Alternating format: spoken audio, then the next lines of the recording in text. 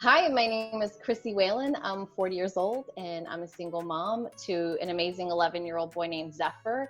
And we travel the world. We've been traveling for about 18 months. Our goal is 2 years of full-time travel on a small budget.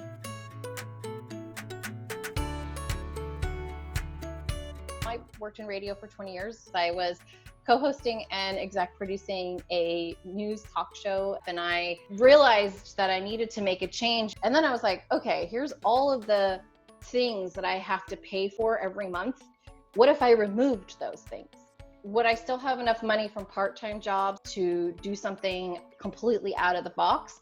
And then I just sort of thought, what are the reasons I wouldn't have enough money to travel? How sad would it be if I couldn't take our son to see his dad in Australia? We took a trip to Paris like 2 years ago where we had fantasized about traveling the world. I had a very serious conversation with Zephyr and I was like, I think we could do this. And he just was like, yeah, I want to do this. And so I started to look at what does it actually cost? The instinct is to become an Instagram person and make money off of it and try and do what every other travel blogger does and monetize it. As a producer who sees things from behind the scenes, I felt like it was very disingenuous, and not everybody can be a travel blogger. So how could I do it on a small income, do it without getting anything for free?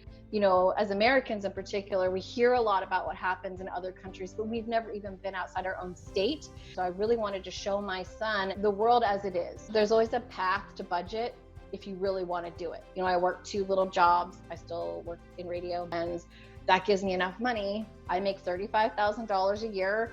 That is more than some and a lot less than others. Now I make less than I ever did. Honestly, traveling on a budget forces your hand in so many ways. You realize what becomes important, and you recognize how privileged you are to even have that money. Say I don't have any rent. I still have to pay health insurance. I looked at what was I spending a month in rent and halved that. I can only spend about 50 to 85 a night on accommodations, and over a month that accumulates to less than what I was paying in rent. And if I can go cheaper, then I do. I pack us in carry-on so that I don't have to pay the extra fees for baggage. In terms of school, he does homeschool, which we love. His dad and I split it. It's about $400 a month, in contrast to the private school we were paying for, which was $1,800 a month. We use a program called K-12 International. This allows us to be on any time zone we want, and it still sticks us to a curriculum. $5 can get me food for the entire day if I budget it right. I bought groceries in Lima. Those groceries lasted us 5 days.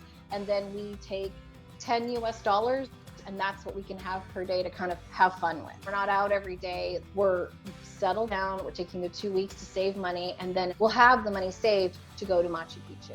The obvious thing for people is they always say to me, well, what countries have the best exchange rate for the US dollar? They hit Southeast Asia, or they hit a country where they feel their dollar goes further. And I don't really feel like that's a challenge. Go to France, live off $10 a day, see how you do.